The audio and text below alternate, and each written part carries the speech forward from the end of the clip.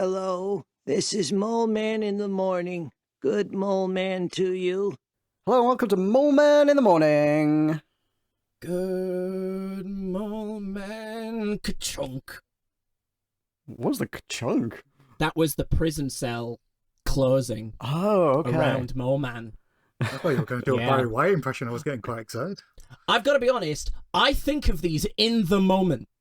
So that's why they're never particularly clever. Yeah, fair enough. Yeah, that's reasonable. Hello, we are Mole Man in the Morning. We are a podcast about how The Simpsons has a lot to say about society. I am your host, John, and I am joined, as ever, by two co-hosts, Matt Hello. and Michael. Adley ho, podcastorino. I need a catchphrase. Today, we are getting real close to the end of Season 4 of The Simpsons. We're looking at episodes 20 and 21. Times. Exciting times indeed. We've got episode 20, Whacking Day, and episode 21, Marge in Chains, which I think you were quite excited for last time. Has that changed? Me? Yeah, you were like, ooh, Marge in Chains, that's a good one. It's not the one I thought it was. Oh, interesting. Okay. Because I'm fairly certain there's another one where Marge goes to prison. Oh, is there? Marge I has think so. gone to prison quite frequently in the history of the sequel. But the thing Simpsons. is, for me, with like Simpsons, I've noticed that a lot of episodes with like single bits that are kind of like related all get conflated into one episode that I then think has happened. Presumably, there's a very real potential that anybody inclined could create some sort of supercut and make a better episode out of them. Super episode. Yeah.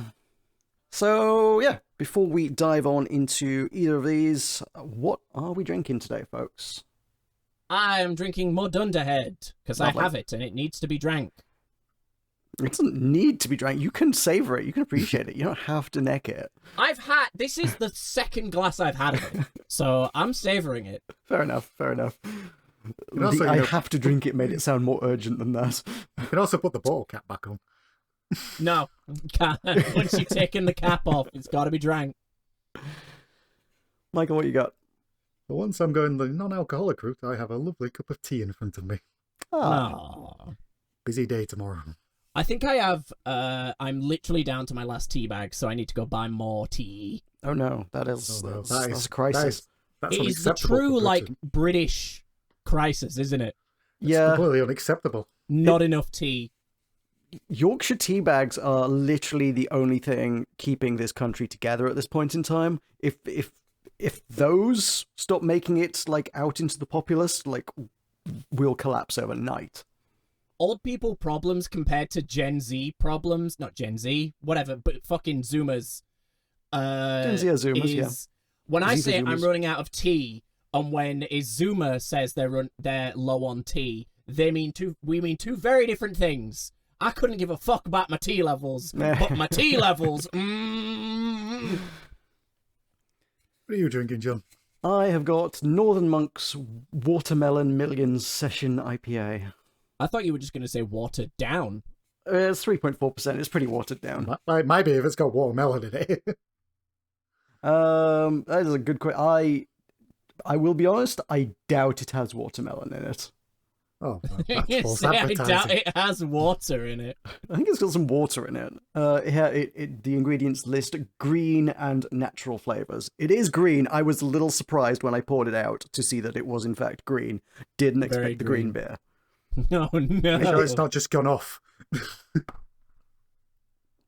That tastes like fake watermelon flavoring. I don't know what I Yay. expected. They obviously did a collab with, like, you know, Millions, like the sweets, the things that you get millions of. Yeah. Yes, I Yeah, know. it's those guys. They've done a collab and made a very underwhelming beer out of it. Sorry, Northern Monk. Do you remember the prominent bar in Bradford that used to serve cocktails and stick pieces of Haribo into it? Oh God, yeah, of course. That sounds like every bar these days. Yes, it's become a trend. A very unwelcome one. Are you suggesting I should have garnished this beer with a handful of millions? No, I've just Yeah. a couple of gummy bears in there and you could have made it a gummy Roy. You should have had I a wasn't gonna glass make it any of the worse. beer and then like a little cocktail glass just filled with minions and just taking a swig of one and then a swig of the other. Watermelon beer with a millions chaser. This is class, folks. Alrighty, Whacking Day. Let's crack on with things. This Whacking aired Day. on May 6th, 1993. Did anything happen on this day? I'm almost alive! You're almost alive, good lord. Have you got the right day there? No, I haven't. I've got completely the wrong day. I'm looking at the wrong page. It is April 29th, 1993. Yes, correct. Well I'm done. not quite as alive! Yes, get back in the womb. I'm conceived. I have been conceived at this point. Okay. Yep. So Yeah, I'm existing, technically. Okay, in terms of what happened this day, Matt was not born, and unfortunately, but Justin Thomas the golfer was born, and that is literally the only piece of information I'm being given here. It's Good pretty old quiet. Justin Thomas. I mean, this was this was not 2025. You didn't have people overthrowing their own governments every single day. Like, Yeah, news was quieter back in 1993. Overthrowing. Ah, like they're doing fucking anything. Well, dismantling. Let's go with dismantling. Yeah, there you go. Dismantling democracy. That's definitely. I mean, they will replace it with their own idiotic, 19-year-old Nazi technocracy once they're done dismantling it, which is a kind of overthrowing. But, Yeah, I guess. currently it's just a dismantling stage. Yeah, knock it off, Luxembourg. That was exactly who I was talking about. Got it. Well, back to the country that you were definitely not talking about, the US. The number one was Freak Me by Silk. And in the UK, the number one was the Five Live EP by George Michael and Queen with Lisa Stansfield. I should know this, but I really don't. Yeah, I feel like I should know this, but it's not ringing a bell. Yeah, No. same again. Yep. This isn't a live concert, I'm assuming. I think it's something of the sort. This is like what you've got: George Michael, Queen, and I don't even know who Lisa Stansfield is. But you've got big names collaborating to do something that sounds like it's a charity thing. Big, long names like Lisa. Yeah. That was my joke. That was it. Yeah, no, it's I hope you enjoyed it. Thank you. You can retire for the evening. All right, goodbye, everybody. Shall we get on with it? Let's Let's get on with it. All right, the blackboard gag. I will return the seeing eye dog. Please do. I'd hope so. Yeah, I'd hope so, but it's a good thing to do. Yep, as we recover from those hysterics, we find out there's only the couch gag is the single chair where the couch used to be and everybody sits on it. This one made me laugh. First seen in Mr. Plow. God damn, I have no memory for these. Every time I see it, I'm like, that's new. And then it's not new. No, they don't have the budget to make that many of them. They're just not near. They No, spent it all on the circus. they should it. Fucking idiots. It's all right. We've only got, I think, one more circus coming up in the near future, and then we're free of the circus for a little while. Yay. Ford makes its big comeback. Oh, there are multiple more circuses to see, but only one in the near future. I Yeah, think. they fucking love that gag, man. The episode begins with the school in disarray as everyone is writing. Over the tannoy, we hear Principal Skinner saying that he's being tipped off as a surprise visit from Superintendent Chalmers and wants the school to go into clean-up mode. We cut to Bart's desk and a mountain of trash comes out of Bart's desk as two seagulls come and Mrs. Krabappel gamely tries to get rid of them with a pole. Why do the seagulls have the voice of Scratchy? Because he had relatives that were seagulls. I don't have any seagull foley on hand, I guess. Yeah, I think they literally just used a scream from an Itchy and Scratchy episode think so, as the yeah. Foley. You gotta save money somehow. Also note, Marcia Wallace has no lines in this. She appears a couple times, but has no lines, so they didn't pay for her today. Yeah, but she's there getting rid of those seagulls. Mm-hmm. Skinner then announces that some students have won some mountain bikes, and they are Bart, Jimbo, and Nelson. We cut to Nelson's stuffing leaves down Milhouse's top and tells him to continue while he goes off to go get his mountain bike. Milhouse does. So that shows you how whooped Milhouse is. I like as well how it's clear that the like line and was written and recorded before they actually really animated it, because he said crud. He didn't say leaves, he just said crud. So they were like, he could be stuffing anything in his shirt, and then they were just like, all right, leaves, that works. Also, as a, I think, continuity issue, unless I'm missing something in Frinkiak here or something. He only lists the 3 names, right? Jimbo, Yeah, and there's Bart, all of Jimbo them. Nelson. Yeah, there's also Dolph and Kearney turn up. And Dolph and get Kenny have locked no as well. line. Yeah, they have no lines in this, so that might be the reason why. I think they just didn't want the bit to go on too long. Yeah, okay, yeah, that's fair.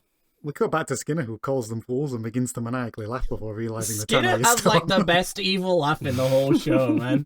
Bob wonders why Skinner said the fools comment. Nelson doesn't care, he just wants his mountain bike. And they go into the abandoned storage unit to realize it is completely empty. Skinner rather athletically leaps down from a pipe. Cosplays Batman in his spare time. Oh, he picked that up in Nam, don't you worry about it. Yeah, duh. And Skinner reveals that this is a elaborate trap to get the boys swept under the rug while Chalmers is visiting, and then locks them in the room. Mm-hmm. We then see the boys trying to get out of the room, and Nelson is still wondering where his mountain bike is. We got to Skinner talking to Willie, and Skinner says, would society judge him if he threw away the key? Willie says no, but the PTA would. PTA would tear you a new arse. Yeah. Skinner calls it wise counsel, but then tells Willie that he loses points for the potty mouth. Willie's response to this is under his breath to call Skinner an underpant wearing. Lily hugger. A bath-taking, underpants-wearing lily hugger. Yeah. Because the Scottish are dirty, guys. Hilarious. Oh, he said lily hugger. I thought he said Willie hugger. Oh, no. No, he said lily hugger. It would be weird if he said me hugger. I did note at this point Willie was gunning for the best supporting character today. Yeah, a little bit. He has a strong showing here. We then see that Chalmers finally arrives at the school, and we see that Skinner welcomes him in the completely arse-kissy, toady way that one would expect. Intense, like, just brown-nosing. Yeah, apparently quite a lot of the interactions between Skinner and Chalmers were entirely ad-libbed. Harry Shearer and Hank Azaria doing the No, voice, fair enough. they just ad-libbed it, which I in retrospect kind of makes sense, because some of it feels just a little stilted, like someone was trying to very quickly Yeah, like the yes pauses and it. between the lines, and yeah, no, I totally get that. Part of this is, as we see, is geography being dropped from the curriculum and going back to the 3 R's. Well, 2 R's come October. Yeah. What are the 3 R's? Reading, writing, and arithmetic. Wait, but it's arithmetic, isn't it? Yeah, it is. Wait, Just look the other way. It's fine. I'm confused. It's not an indictment on American education at all. Chalmers then calls the banners a transparent attempt to get his attention, and Skinner says the children forced him to do it. It was the children's idea. It's always the children's fault, isn't it, Skinner's? Yep. Yes. That's just like, yes, sir. We go back to the bullies in the basement, and Nelson gets very upset at the thought of kids using their lunch money for actual lunch and starts punching the wall. Bart then realizes he can get through the ventilation shaft, and has the bullies help him through and say that he's their only hope. Nelson lugs a rock at his horse and declares that he got him. My mind just went really dark and was like, man, it would have really sucked for all of them if Bart died. Yes, that would have been particularly problematic, as we see. For by the a end of the lot of episode. reasons. For a lot of reasons.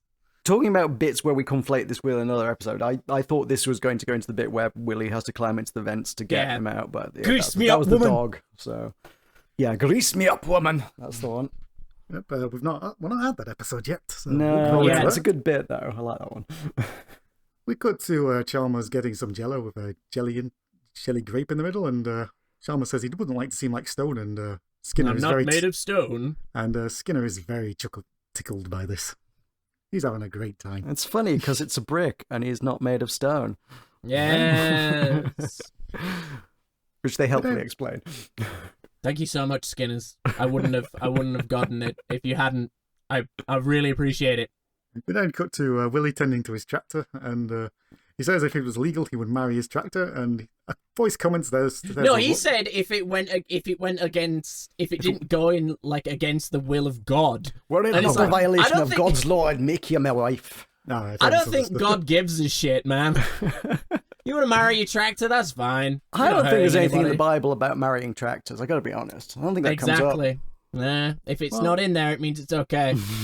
Divine intervention comes with a comely Scottish lass that wants to know where she can wash her hair. Willie says, Just hire actual Scottish people. Nope. I fucking hated this so much. What even is this bit? It's just such a weird bit. It just made me want to tear my hair out. I think it's just to prove Willie's got riz. But that we was know the thing that. for me is you can analyze it, but you know the joke is lol Scottish. That's it. Yeah, it is. Look, Willie had to be away from his tractor to leave it unsupervised for the upcoming bit. A busty Scottish lass came out of nowhere, takes Willie off to go look at the rat in the pool that they killed, and Literally any gag you could have written could have been used to distract Willie. It didn't have to be the gag that they're Scottish. Yeah, A new Scottish woman in town. but Willie got to score. Well, be happy for Willie. I'm overjoyed for Willie. Good for Willie. Love Good. Willie. And then he got back to Chalmers in Lisa's class, and he's impressed that the flag actually has the correct number of stars on it. He then asks if the children seem smart, and Skinner suggests that they quiz one of the students and randomly points to Lisa. Chalmers initially thinks he's pointing to Ralph, and randomly. Skinner goes into full-on panic at this moment. He asks Lisa a question about Gettysburg, and Lisa gets it right, and Ralph's response to this is to ask, "What's a battle?" And Skinner tries to get rid of this by saying he actually said, "What's that rattle?" Did that boy say what's a battle? No, he said, "What's that rattle?" I distinctly thought he said battle. I like how then Skinner's excuse is that Skinner has a cold. So then He's hearing so that Bees means that as Chalmers is hearing. So that means Skinner's is hearing R's as B's, but it's Chalmers that heard the word battle. Yeah, it makes no sense. So doesn't that mean that it's don't improv? Guys, Hank Azaria, you're fucking hilarious. Don't improv. Don't do it. You seem really bad at it. well, Chalmers accepts it. Yeah, that's the problem. I think that's just the beginning of a recurring bit. Is just Chalmers just takes Skinner at his word every time. Yeah, it's so weird. It's so weird. It is weird. It's a weird episode through and through. Bart is free of the ventilation shaft and suddenly sees Willie's tractor. We then get an imagination moment where the tractor asks Bart to ride him. Bart initially declines, and the tractor starts making chicken noises, which insults Bart and the chicken that's standing next to him. Yeah, he's insulting both of us. I always love the fact that these animals always tend to be upper British class aristocrat type characters. I just think, yeah, but I can agree. That's funny. An animal, but with a posh voice. That's funny. It just is. Bart gets on the tractor and immediately loses control of said tractor. And at the same time, we see that Chalmers is very happy with his visit with the school, as the sandbox has no urine in it. He's tasting he the tastes sand. the sand with the knowledge that there's possibly urine. How else would you check for it? Yeah. You wouldn't! Anyway, Chalmers is happy and says that he's going to give the school a perfect score. But at that moment, he notices there's 50p on the floor, and as he bends down to pick it up, fortunately, it's caught between two flowers, and Chalmers can't resist the motion of wiggling his arse. His booty, man. Look, as luck would happen it, Bart starts heading towards Chalmers' arse with the tractor. Skinner only has time to scream no, and we get the Batman-style pow, and got the He next would scene be fucking dead. He would be fucking dead, man. It's the Simpsons. Like, all of them in the fucking city would be dead by this point. Homer fell off a cliff twice. Yeah, that's fair. We then cut to Chalmers in the nurse's office getting his arse taped up. And Chalmers says that he was going to give... He was hit by a tractor. Put on some medical tape. You'll be all right. Chalmers then says he was going to make Skinner the assistant superintendent, but decides he's going to give it to the alcoholic other principal. And a pill popper. Yep. He then also inquires why lunch lady Doris is acting as the nurse, and she replies I she's get getting two paychecks this way. Skinner has finally had enough and expels Bart for the action. As Bart, cowering in the corner, looks out the window, he sees the tractor laughing at him until it breaks. So fucking dumb. We cut back to Eye of Springfield, which is on, and we get the beginning segments, which are, where are the munchkins from The Wizard of Oz? The answer is dead. It just pans to the graveyard. I was like, got oh, a God. fucking laugh out of me, man. Oh, I cackled. That was so funny. And also, a nudist beach for animals. Sure. Okay. Yep. We get to the main feature, which is on Whacking Day. And we get some nice film footage of the history of Whacking Day. It's Whacking Day! Which is basically all the snakes are driven into the centre of town to be beat to death. We then get some nice footage of people beating these snakes to death, including Richard Nixon, who misses the snake entirely and starts to beat up one of his aides while asking if Whacking Day is over. Is this a reference to an actual holiday? Yeah, kind of. There are a number of towns in America that have similar festivals. Some of them are snakes. I think there's other things elsewhere in the world that are not necessarily specifically snakes, but broadly, vaguely, yes, is the answer to that. Yeah. How horrifying. Yeah. I mean, I think this episode did at least do something to change attitudes towards those kind of festivals, and I think in a lot of instances, those kind of festivals, I don't know what they're about, but like they still catch the animals, but tend to release them these days, if nothing else. Eastchester, New York, has had a genuine Whacking Day festival since 1665. That one day every spring be chosen for the destroying of rattlesnakes. Why? They're harmless. North Queensland, Australia have got a Toad Day because toads are an invasive and destructive species, but more on that when we get to the Australia episode. Yes. that actually seems like that has some utility. Like, the snake one seems a bit weird. It's just that people like, snakes. It's like in Australia you have carte blanche to shoot a camel if you see one. Do you? Yeah, they're an invasive species. Get my Camels gun, are an boy. invasive species? What? No. They outcompete everything else there. They're not supposed to be there.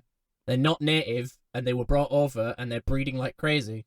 So you have carte blanche to shoot a camel. That feels like it applies to literally everything in Australia. Like, Australia, like, it's been so isolated from the rest of the world for so long that if you bring anything there now, it just like, yep, we don't know how to handle this now. Yeah, that's why they have Rabbits, such strict toads, rules. Camels.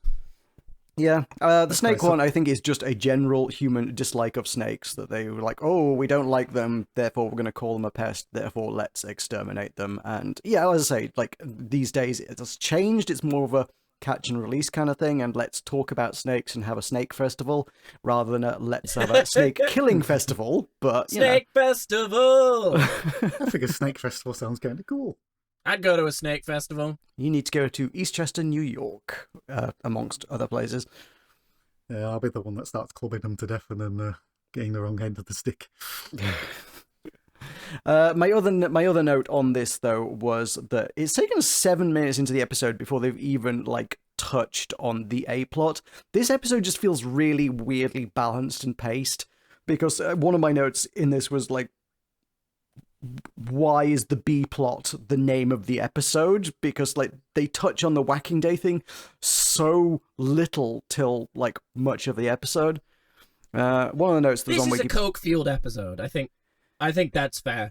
Yeah, I mean, there was a note on Wikipedia on the production section that, like, the A-plot for this, they wrote almost nothing for the first act of the A-plot. So it was, like, roughly 10 pages in length, and they had no ideas how to expand it and left it as it was.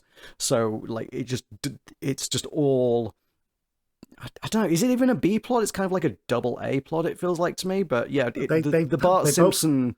They both have the same sort of significance and importance to the story, really. Yeah, exactly. That's why I call it a double A-plot. It's just kind of a series of gags, really. No, that's a fair way of phrasing it. Yeah, the Bart being expelled thing, like, has so much more prominence than Whacking Day until you get, like, well into the episode. It just feels weirdly balanced. Anyway, yeah, Whacking Day is happening now. Yep. So Homer comes into the room and asks the kids how their day was. Lisa says she learned how much any grams are in a penny weight. And Bart says he was expelled. Homer doesn't react to this immediately, as he says, "That's my boy," and sips his beer. Then gets horrified when he learns that Bart is expelled. Bart says it's going to be fine because he's going to become a chimney sweep. And no, he's going to become a black boot. Right. A boot black. A boot black. Homer says that his son is not becoming a 19th century Cockney and he's going to get... Homer inferred the other details there. It's another, like, explanation of the joke. It's just like, if you didn't know what a boot black is, and you couldn't tell by the Cockney accent that Bart did, here's Homer to explain the entire joke. Bart weirdly loves doing a Cockney accent. I don't know why. Because I'm sure the actress thinks she's really good at it. Probably. We cut to Bart, and Bart is now in a Christian-themed school, which puts the fun into fundamentalism. Yeah, okay. We put the Appreciate fun into fundamentalist dogma. I heard it in Troy McClure's voice, I've got to be honest. Marge asks Bart that, remember, it's a Christian school and he needs to behave himself, and Bart shows her that he'll be fine. Unfortunately, the lesson begins, and the teacher asks Bart if he knows any psalms, and Bart says he knows Beans the Musical Fruit. I have watched this episode twice now. I thought he said song, not psalm. I was only reading the transcript now. It's a psalm. I was like, okay, right. Yeah, beans, a magical fruit. At least it's a song. It's not stretching it to call it a psalm. Again, Coke-filled episode. Well, the teacher thought it had something to do with the Israelites, so he went along with it. Bart does the song, and it goes about as well as you expect, with Bart being thrown out of the Catholic school and being chased with a whacking paddle while the teacher declares he may change form. Why was Marge just waiting in the car? She wanted to look great. She just knew. Yeah. She just knew that Bart was going to get kicked out. Well, she's also putting makeup on, which, like, odd, but I guess just an excuse for her to be there. It's just kind of like, oh, well, she's putting her makeup on after driving Bart to school, so yeah, she's just In the still time there. it took her to put her makeup on, Bart was kicked out of school. Yeah, I think that's about the shape of it. She was just getting ready to see Jack. She is proceeding. We then cut to the family table, and Bart declares that there's no hope for him and says that he's going to become a person that tests beverages, and we cut to Bart's vision of himself in the future trying a special type of cola which turns him into a monster. Yep. This reminded me so much of the guy that tests vape pens in a factory in China. Have you guys ever seen this? No. It's literally a dude, it's like a guy sat at a conveyor, and he basically has, like, I don't know, 20 vape pens just in a big block in his hand, and he just tests all of them, like, once. Just really puff, puff, puff, puff, puff, puff, puff. And I just thought, he is dead in 5 years. He's not going to live very long, is he? Die doing what you love, kids. Yes, vaping. Marge says that she's going to teach Bart himself, and Homer says Marge should just give up because Bart is 10 and he's a write-off at this point, and they should just focus on Lisa and the other one. Yeah. I weirdly thought/hoped this might have something to say about homeschooling, and I guess like there is something to maybe draw out of it by the end of it, but also the fact that it's notoriously useless. I'm inclined to agree with you on that one, but also just how weird America generally is about it. Statistically, it's shit. Parents are not educated enough to educate their own children. There are enough statistics on there. Alright, fucking hell. What if they're a nuclear physicist? The average parent is not educated enough to educate their child. There are statistics on this. There are studies on this. Homeschooling is dumb. Don't do it. Mm-hmm. But America does love it and is pushing in the direction of making it more and more commonplace day by day. So I kind of thought The Simpsons might be like doing something with it. They loved it. It happens. That's about it. It worked out. Like, it actively worked out. Yeah. Well, this is kind of it, because it does work out.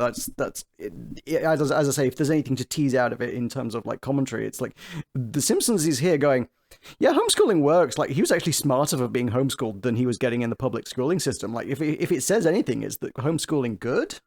Yeah, that's what I'm saying. Yeah.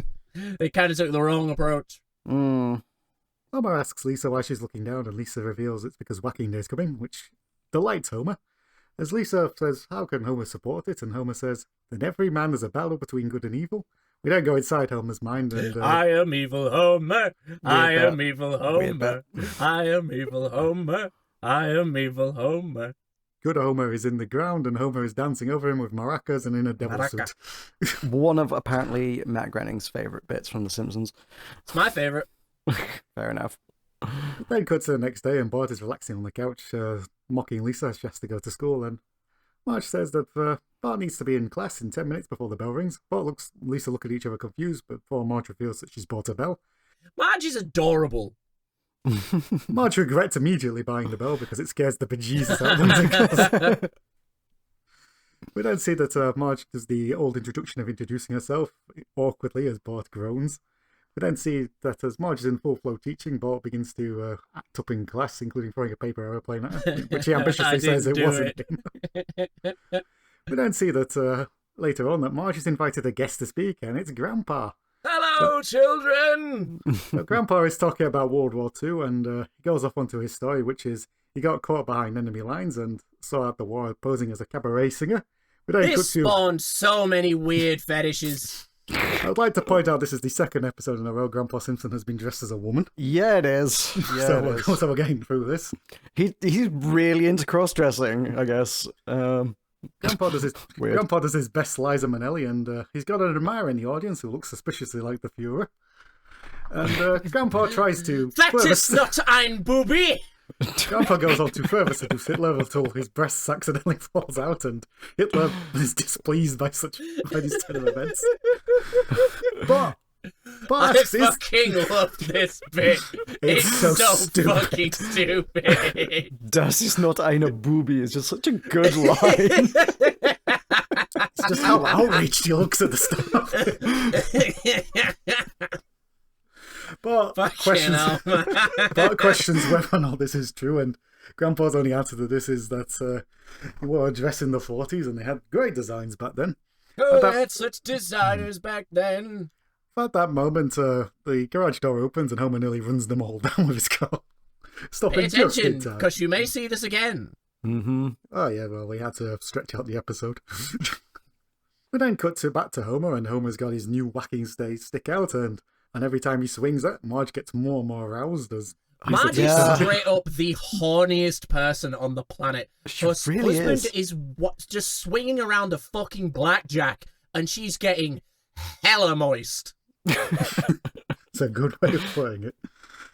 But Marge now wants Bart to read a book, and Bart is not into it until he learns that the Johnny Tremaine book is based about a boy who goes to war and gets his hand deformed in an accident, and Bart loves it, saying the book should now...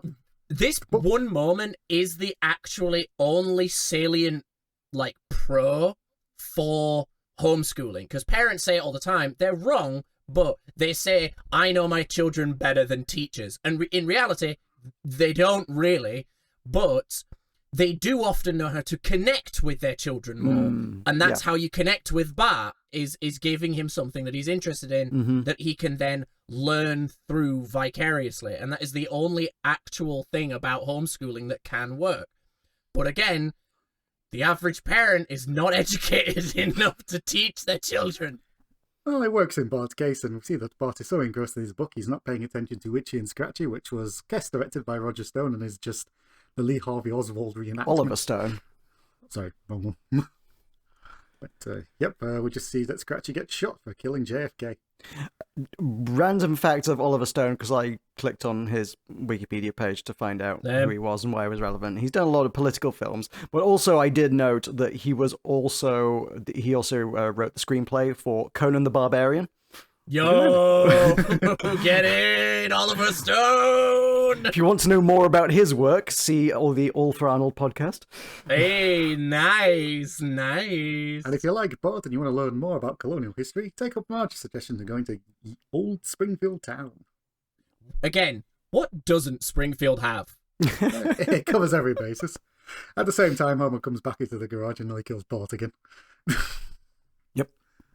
So, that's a good time killer.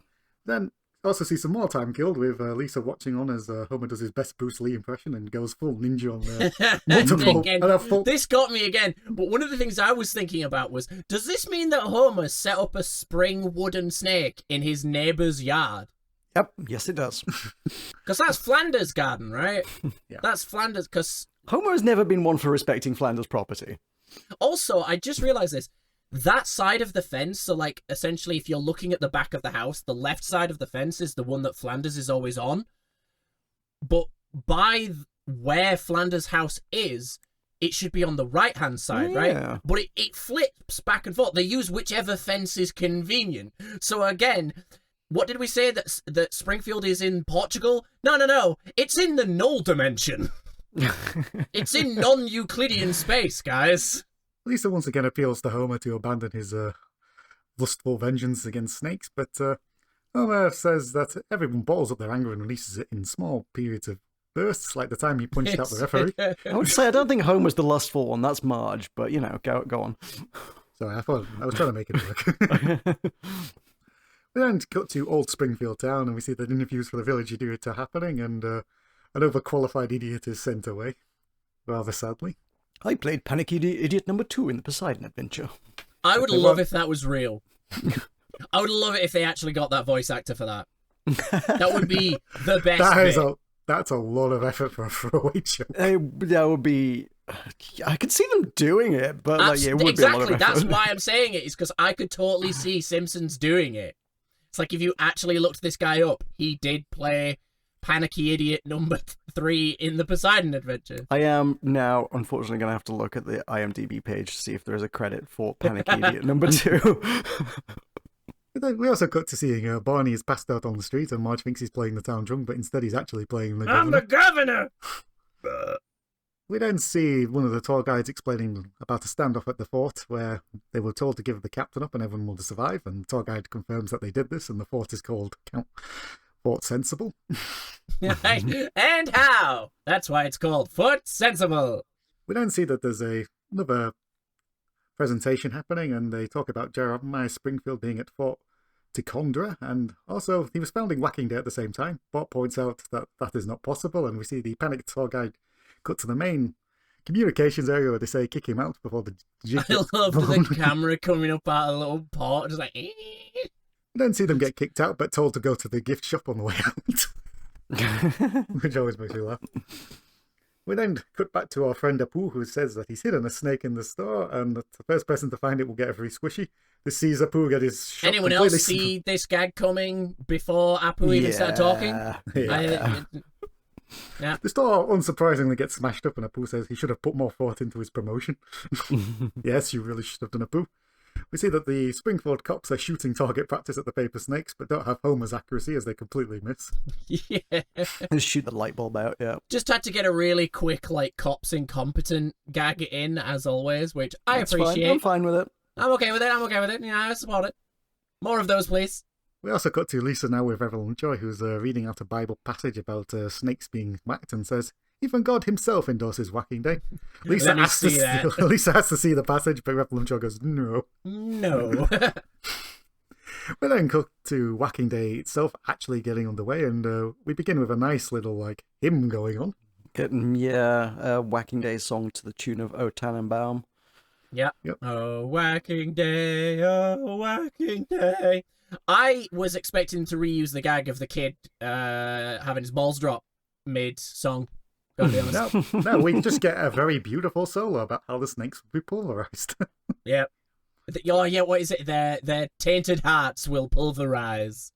It's a great thing. It's not my favourite Simpsons song, but it's fine. We then cut to the fact that Mayor Quimby has brought some pre-prepared whacked snakes. The pre-whacked snakes. Oh, and Homer's charging for parking in the lawn, and he's charging by the axle. Then a There's car shows up. turns up with all the car that's more axle than chassis. Did we skip Homer swinging his bat and Marge getting further aroused? No, that bit's no. All right, okay. No, Homer's very excited about the many axles, and the guy in the car is also very excited. Yeah, yippee! Oh no! So why is he excited? I don't know. I think just that he found a parking spot. Maybe there just weren't any parking spots left in Springfield, and he got the last one. That's fair, considering he's got a fucking APC. Yep. We then also cut back to Barney is whacking at the ground, saying that snakes are attacking him. And, this was so bleak, man. Yeah. Lenny asks him if he's practicing for Whacking Day, and Barney's response to this is, "What's Whacking Day?"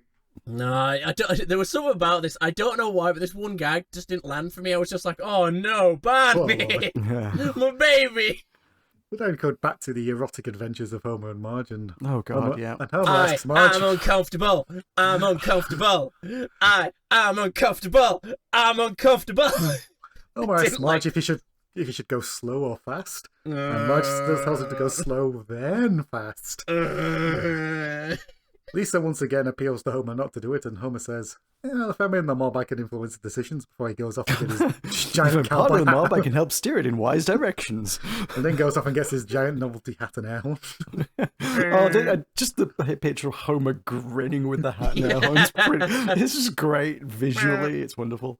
Yeah. We then cut to the Whacking Day ceremonies getting underway, and the Grand Marshal is introduced as Larry White. This is, of course, the guest star Barry White, who points out that he's actually called Barry, and I think couldn't I we know have a my bit of own an name. argument about whether or not he knows his name. We'll see about that. So fucking dumb. As Barry White begins introducing the ceremony, then asks what it's about, and as he's whisperedly told what it is, he's horrified and says, You "Everyone people makes-" make me sick. Everyone cheers this, and Barry White asks, "Were they even listening to me?" And Quimby's response to this is probably not, no. Probably not. And the whacking begins. We get a pretty brutal scene of the Springfield's legitimate gentleman society machine gunning a snake down. Yeah. Legitimate businessman society. We then see the snakes crashing into each other as they try to escape. Mr. Largo is flicking a bug off him and then is taken away by the snake horde. And we cut back to Lisa thinking if the snakes were just inside that they could protect them all, and this is where Bart shows off his superior intelligence now as he points out that In the middle of reading a book about Whacking Day and I guess by extension other facts about snakes. Yep. he says that if they can get something with bass on the ground using speakers, it'll cause vibrations in the ground which will bring the snakes to them. Lisa then goes through all the records and realizes she's got Tiny Tim and Alvin and the Chipmunks, which will not fit the bill. Yeah, that's quite a charming bit. I quite like going through the record collection. Everything's just things that would be high pitched. It's the Chipmunks, Tiny Tim, the Castrato Christmas. But fortunately for the plot, lo and behold, Barry White just happens to be walking down the street, and Lisa immediately recruits him, and Barry White will do anything for a lady. I'm still uncomfortable. I'm still uncomfortable. Why? He wanted to be in this episode. Now, why was he okay with this line? He comes up. He has like 3 lines. 2 of them make him seem like a real weird sex pest. Yeah. It then cuts, and Barry White is getting his love groove on because he goes full into. So we get a full-on version of "I Can't Get Enough of Your Love," and I wrote banger of a tune. Yes, Absolutely. but he started off with lines about snakes, and I really wanted them to rewrite like the a song to be full- about yeah. snakes. No, he just wanted you to know that the snakes needed to be left alone. Yeah, and he then says, goes, leave the snakes alone, and then it just segues smoothly into Can't Get Enough of Your Love, and it's like, okay, sure. Hey, he gets a hell of a lot of it out. I'm sure he got a couple of album sales out of this. Presumably. The snakes are obviously seduced by Barry's tones and immediately go into the Simpson house. And as the angry mob arrives outside, One of the snakes stops to wipe its body, tail, feet, question mark, on the mat, on the welcome mat. They made sure it was clean before it came. Cloaca. I don't know. We don't know. Oh, As everyone wonders where the snakes went, we get to a shot of all the snakes in the Simpson house. One of them is about to bite Maggie, but Maggie puts a pacifier in its So mouth. many of the bits with Maggie are just like the beginning version of "This is fine." Like if you've seen that meme, that is Maggie in basically all of the Simpsons. Just "This is fine." yeah. Yeah, it's fine. In her defense, it usually is. It usually is fine. Well, it finally reveals to the mob that Whacking Day is a sham and it was only an excuse to beat up the Irish. A random Irishman is there to confirm that that is the case, but it was all in good fun. There is a note on Wikipedia that implies that this feels like someone read too deeply into it, but it says the fact that it was an excuse to beat up Irish immigrants implies that they are the snakes who were banished from Ireland, and it's like, I didn't make that connection. That's a stretch. Bit of a stretch. It feels like a stretch, doesn't it? Yeah. Bit of a stretch. Got to call Stretch Armstrong on that one. Lisa asks why everybody can hate snakes, and Grandpa's response to this is he's an old man and he can hate anything. Except Matlock. Which is on now, so he leaves. Yeah. Right. I would have kind of liked all the old people to leave. That would have been a bit better in the joke, yeah. Yeah. Ooh, Matlock. Lisa starts giving examples of why people, of all the good that Snake have done, and asks Barry White if he likes snakes. Barry White's response is slightly disturbing. Yeah, it is. And at that exact moment, the crowd is won over, and at that exact moment, Mayor Quimby turns up with his dead snakes and gets booed. He calls everybody mush heads, and they immediately agree with him and demand that he Give just us hell, not. Quimby. The snakes are released, and the snakes go off into the sunset, well, as green as the grass grows place on the ground. Born free. Apparently this is enough for Skinner to be impressed with everything that Bort has learned, and says that he's going to bring him back to the school and he'll be reunited with Nelson and Jimbo. And at that moment, Skinner panics because he realizes he's left them in the basement.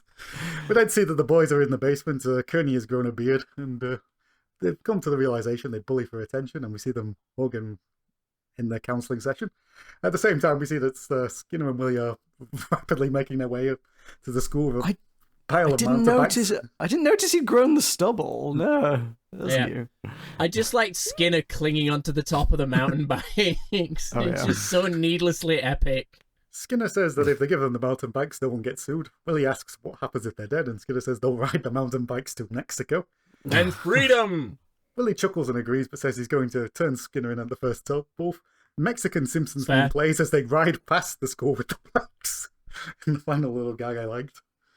And I was thinking that. I was like, surely they should have turned right by now. Nope, they're off to Mexico. Apparently so.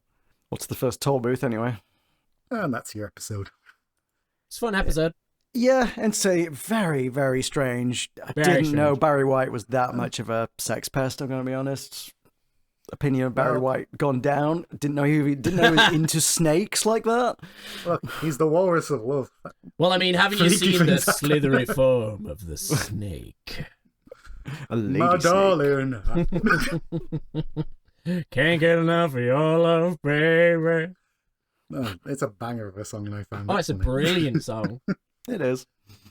You're right. It's a very weird paced episode. The bits are funny. I'm not sure the whole thing comes together as smoothly as it should do. Yeah, I mean, the thing with the Barry White cameo is it just feels like a kind of like throwing money around. But now that I know that Barry White wanted to be in it, that's almost weirder.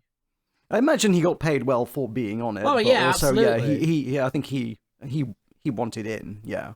Yeah, because at this time, doing a cameo on The Simpsons was something it was an honor, not something you paid for. Yeah, it was a big deal. And Michael Jackson was on it. Yeah. Didn't sing though. No. I love telling people that fact because no one believes me, and then they Google it and they're like, "Oh shit." So yeah, what is our takeaway from this?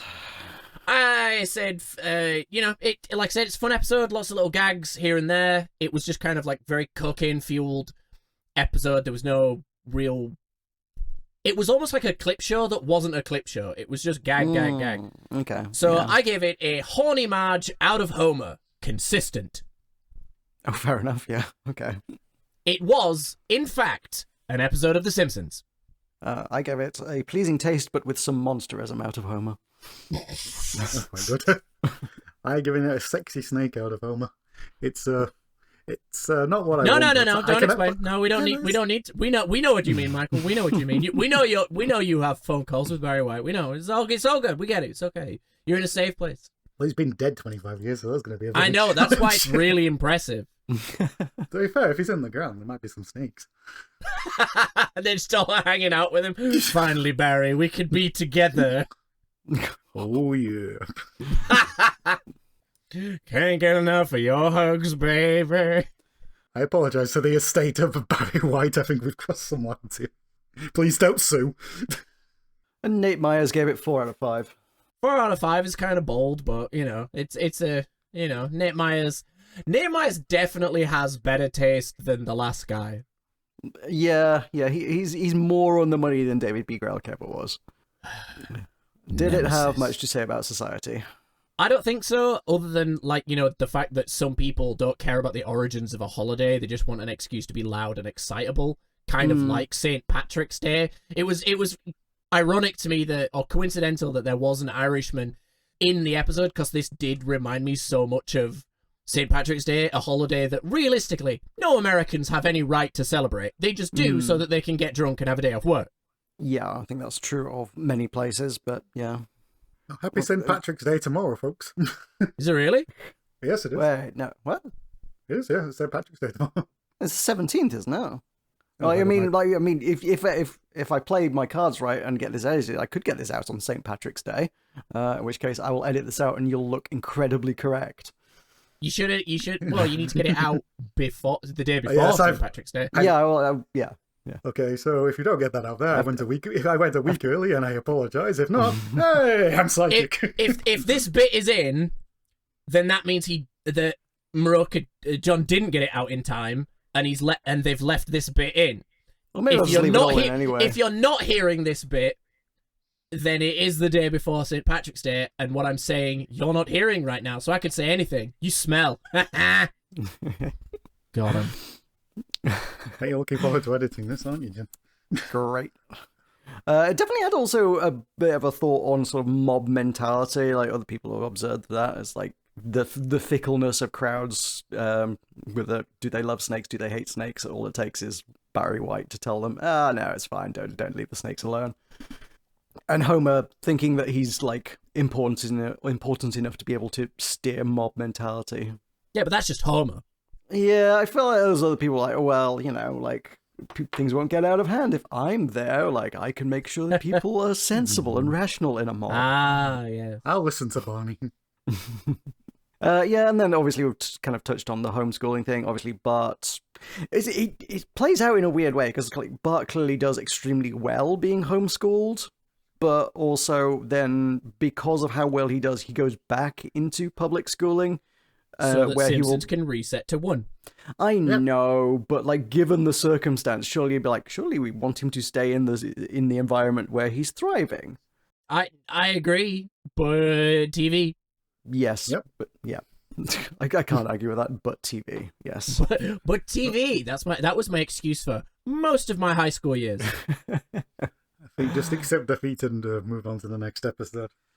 I think maybe we should. Marge in Chains is episode 21 of season 4, and this one did, in fact, air on May 6th, 1993. How did you know? Well known. It aired 20 years ago and he's got the information. Fucking cheater. I've outgrossed that by 20 years. It's actually 40 years. Oh. What? No. What? No. 30. What? No, it's 30. Jesus, no. Like, if it was 40... I'm older than this episode, and I'm not in my 40s. Yet. Yes, I should have applied logic there. All right. I should have done basic arithmetic. Well, they got rid of the one that R, so what can I do? Yeah, it's gone. Doesn't matter. So let's have some events. Anything going on? STS-55, Columbia, lands. That's the space shuttle, yeah? STS? Yes, I believe so, yes. I thought you were giving fucking golf scores or some shit then. You were just like, you just listed letters, numbers, and then said lands. I mean, if you just said STS-55 lands, I wouldn't know. It's only the fact that you said Columbia. It's like, well, Space Shuttle Columbia, right? Yes. Okay, cool. The US number 1 is still Freak Me by Silk, and the UK number 1 is still 5 Live Eep by George Michael with Eep? Queen and you know what I mean. And EP. EP, yes, that's exactly what I mean. Releasing an EP? Look, I'm trying to save time. Leave me alone. I'm leaping right now. Denying you're in. Ooh. Did you said you had like a factoid about this thing today, right? It's coming. It's coming. Oh, okay. Oh, okay. I get excited. Just like Barry White when he sees a snake. Oh, My darling. now we're getting into libel. Again, estate, I apologise. I don't. That's fine. Hey, if he didn't want to be thought of as a snake sex pest, he maybe shouldn't have recorded that line. Was Barry White the first scaly? Is that what we're learning? Yeah. Google that, That's kids. right. Especially Google it on DeviantArt. Do that. Go on. Totally nothing weird. Just go learn. Oh, we're in Marge Simpson rabbit ears territory again, aren't we? Alright, let me do the blackboard gag, shall I? I do not have diplomatic immunity. This is true. You have stated a fact, Bart. Well done, Bart. Actually, he does kind of have an immunity, because he's a cartoon. Yeah, that's fair. And the couch gag is the mini family climbing up onto the normal-sized couch. First seen in Homer's triple bypass. Fucking hell, but on both of these episodes, I have completely blanked one of them. Like, I just blinked and didn't pay attention to the chalkboard gag of the last episode, and this one, I forgot they even did a couch gag. it's not like they're that memorable. I mean, I rarely remember much of either of them because they're just not that memorable. No, it has to be a very good couch gag for me to remember it. Yeah. We begin the episode with "I can't believe they invented it," the TV show, and we see the miraculous inventions, which include the microwave burrito, which comes up on My a sort of crepes are raft. ready. SS microwave, yeah. The chandelier in the car, which doesn't seem that great an invention. Mouvelier, the chandelier for your car. The guy crashes his car because he keeps getting in the head with a chandelier. On I can't believe they invented it. We can see that it's presented by Troy McClure, and he reminds us that he's the star of such films as P is for Psycho and The President's Neck is Missing. I never realized that Troy McClure enters onto the same set in the same way every time. It's probably because they keep using that same shot Yeah, over and over again. It just clicked with me this episode. We then cut to Troy McClure walking down the stage and begins squeezing an orange against his head. And after he successfully gets the juice out, declares this is the only way to get an orange, to get juice out of an orange. We then cut to Homer, who's doing exactly the same thing. This was the only way. We then cut to Homer's doing the exact same thing at home, and then says, "There's a better way." And at this point, Troy brings out Dr. Nick, and we get the "Hi, everybody." Hi, Dr. everybody. Hi, Dr. Nick. As Troy McClure wonders if the only way to get proper orange juice is to pay outrageous grocery store prices for something the farmer spit in, Dr. Nick thankfully has a solution, which is his own juice loosener. The juice loosener. It's just such a, simultaneously clever and vile name for a machine. We then see Troy McClure we then see that Dr. Nick pours an entire bag of oranges in, and we hear an insane amount of racket out of it. As, Is it on? I can't hear a thing. It's whisper It's quiet. whisper quiet. We then see one drop of juice come out of the juice now, and Troy McClure is absolutely shocked that he got You that much got juice. all this from an entire bag of oranges? As Dr. Nick says that if you buy this, you'll get Sun on the Run, which is suntan lotion, which also works as a laxative. Troy McClure, unfortunately, was applying this and has to run off the stage. Yeah, just the realization on his face is so good. Is it realization or is it just incredibly fast acting?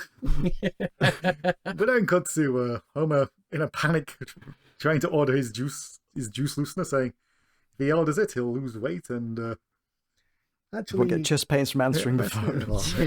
Yep, sorry, I forgot the line. And we then cut to Why Osaka. wasn't it won't get chest pains from dialing the phone? Because that's what he's doing. Apparently Well, answering he the also phone is more answers it. hazardous. Yeah, I know, but wouldn't it have fit better if he'd said dialing? Is that just me? Yeah, Am maybe. I I being don't know. pedantic? Okay. I mean, yes, always, but, leave me alone. Would everybody like a fun fact? Absolutely. Yeah. So, normally when we do these episodes, we're not very good at making the timing workouts. For example, we've done Halloween episodes in February, which we're very poor at it. But today, on the day we are recording this, you will be pleased to learn that this is the 5-year anniversary of the start of COVID. Oh, Jesus. That is so fucking weird. Which in a second. So, how are you defining the start of it? Because it's COVID-19. It was discovered in, the tail end of 2019. It was, the first discovered case was, December, right? I think from what they're meaning, this is the day that the UK basically shut down. Okay, right. So it's the start of the UK lockdown. Basically. Oh, was it? I thought it was later in March than that. Okay. I'm trusting the BBC on I thought this. they put it off way too late. Oh, fair enough. Yeah, okay. I don't remember. Yeah, pandemic was weird. Time was weird. It was a fun time for all.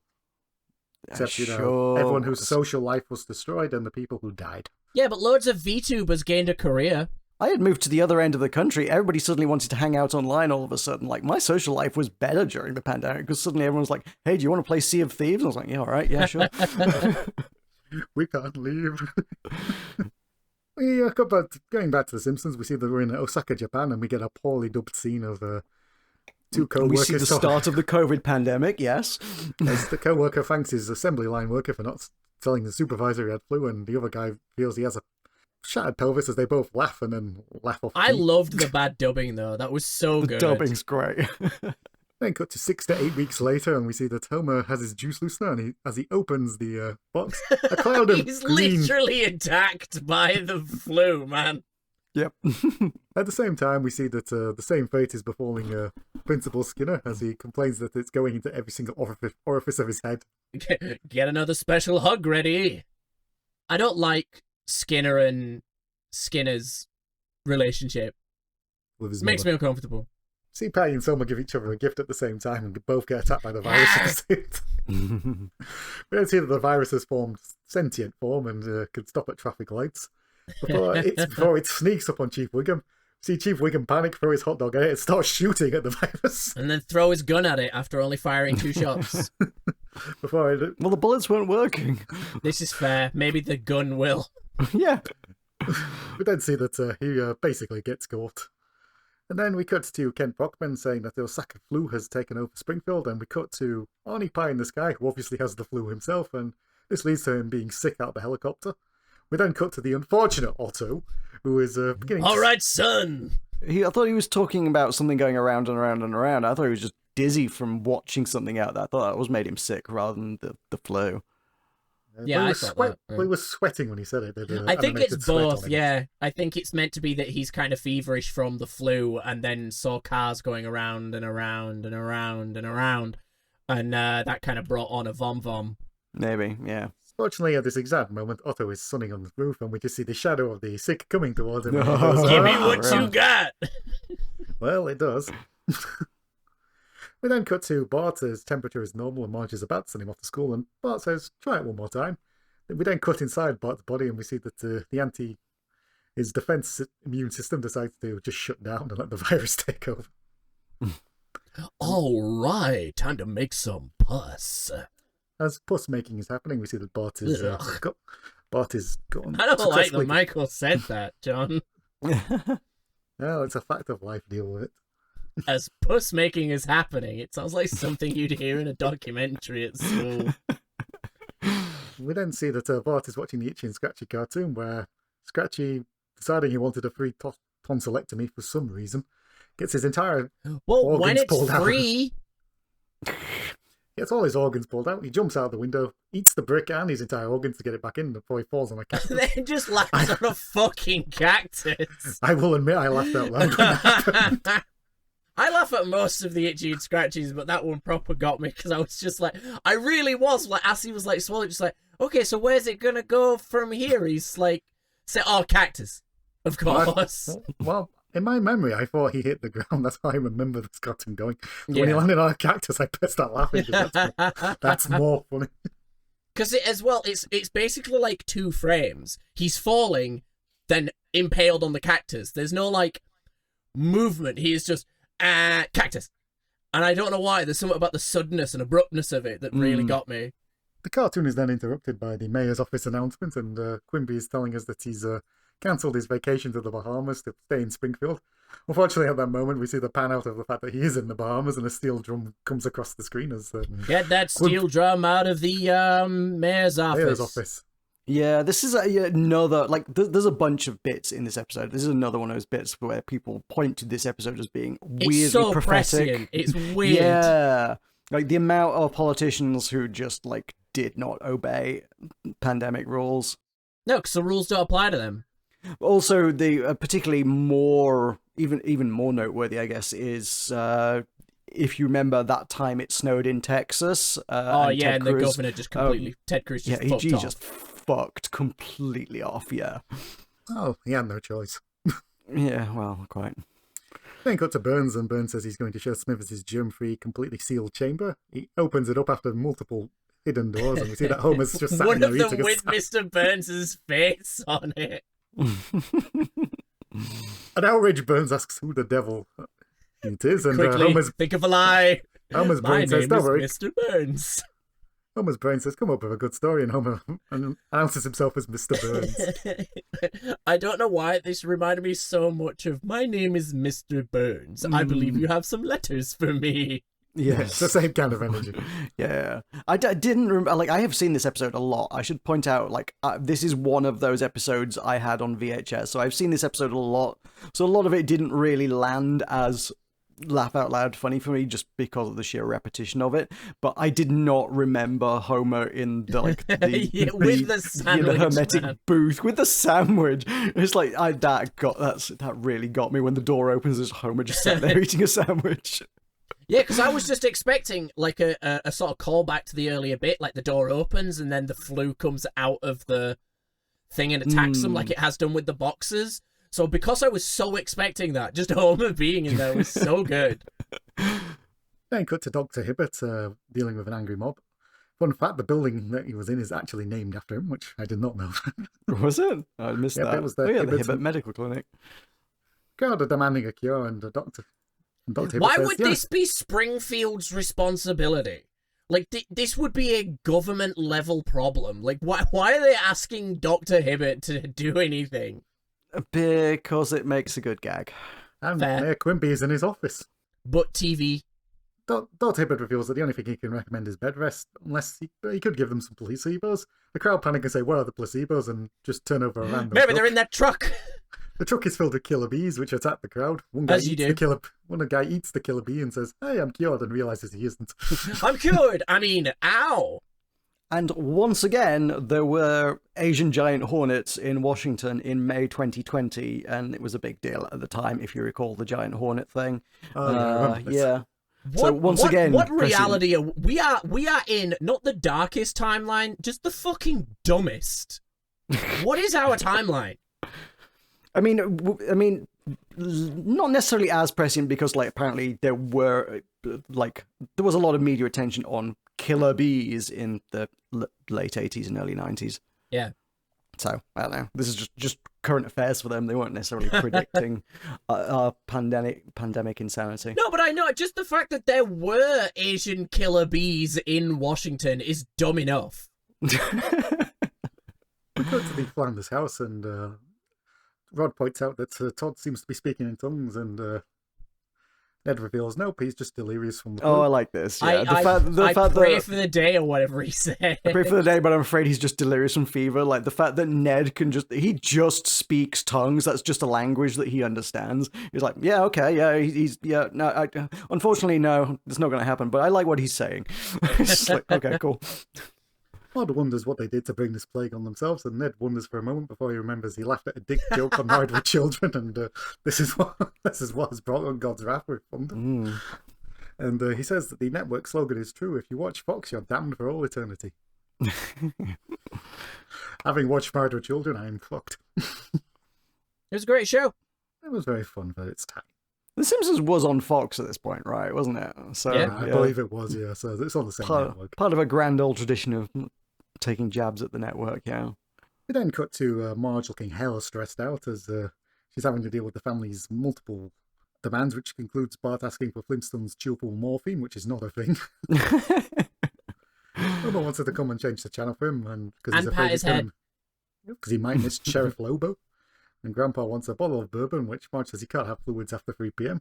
So then Grandpa just wants it smashed into his mush, but he just wants it. Then see Marge again hella stressed in the Quickie Mart as we see that all the products are turning into her family members' heads making demands. Marge tries to buy some aspirin, but Apu charges $25 for it because he lowered The tiniest That was bottle. reduced. because he had to lower the price because an escaped mental patient tampered with it. What does that Let's see. mean? What does that mean? It means an escape What does mental that patient. mean? What do you mean? What does it mean? I think it's pretty What does it straightforward. mean?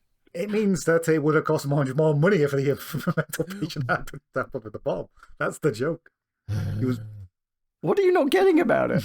What does it mean? An escaped mental patient tampered with the bottle, with the pills, with the recipe, with the fabric of reality. What does it mean, John? What does it mean? Why are we here?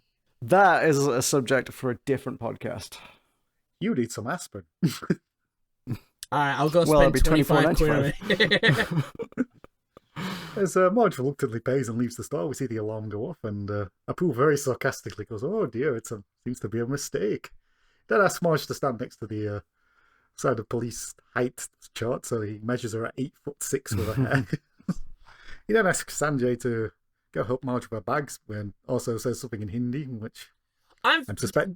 I don't want to make an assumption here. I'm fairly certain they speak gibberish. They do not. No. It's actually Hindi? It is actual Hindi. They got the Embassy of India in Washington to do the translation for them. The embassy was not interested or happy about doing it, but they still did it anyway. That is a lot of effort.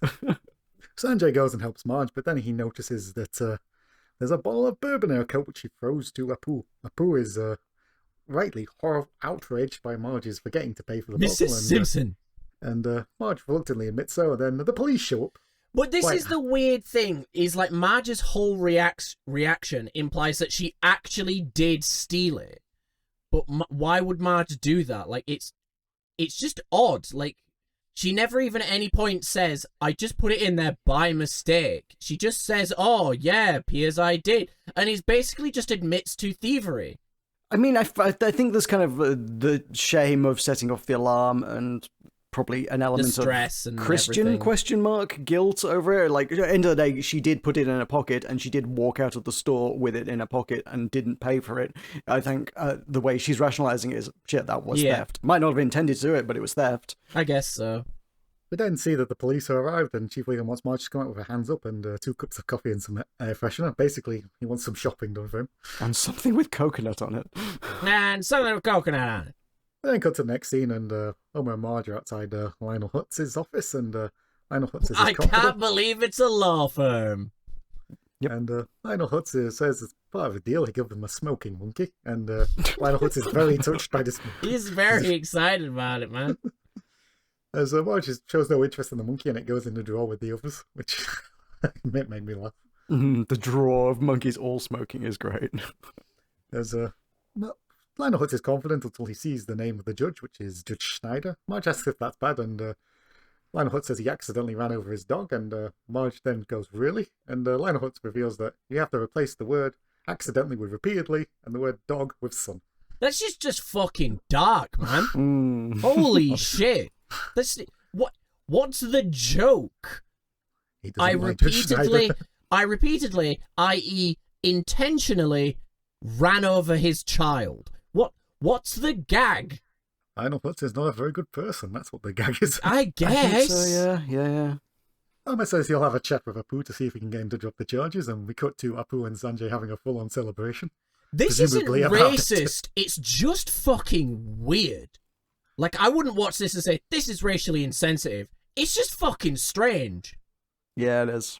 I don't think you can point to anything specific about like race in that at all. No, that's not. It is. Yeah, it's just weird. Homer asks Apu to drop the charges, and Apu's response to this is he's going to put the bitch on ice. Yeah, interesting line. Yeah, okay. Also, just very strange for Apu. Apu's not a particularly vengeful person, as far as I'm aware. No, not generally. He's in this episode. Yeah, apparently. As Homer points out, he's Apu's best customer. Apu says it's the Quickie Mart policy to charge people to the full extent of the law. No. He says it's the policy of the Quickie Mart's parent corporation, Nordine Defense Dynamics, which I quite liked. Homer walks away dejected as the party celebration continues. Because why not? Yeah. So strange. But then cut to Chief Wiggum in a sauna with Mayor Quimby telling him not to tell anyone, but Marge Simpson was arrested for shoplifting. We then immediately tells everybody in a stadium. In a stadium, yeah. We then get a weird little bit where he says some woman in a film was a man and then changes it to man was she hot. Yeah, man was that a good movie. In other news, the chick in The Crying Game is really a man. Everyone boos him, and he then says, man, is that a good movie? And everyone cheers. And I guess The Crying Game was, I think it was a couple of years old at this point, but a relatively recent movie. And I think there was a trans woman in the movie or something. I'm not very familiar with the plot, but if it's the film, just weird.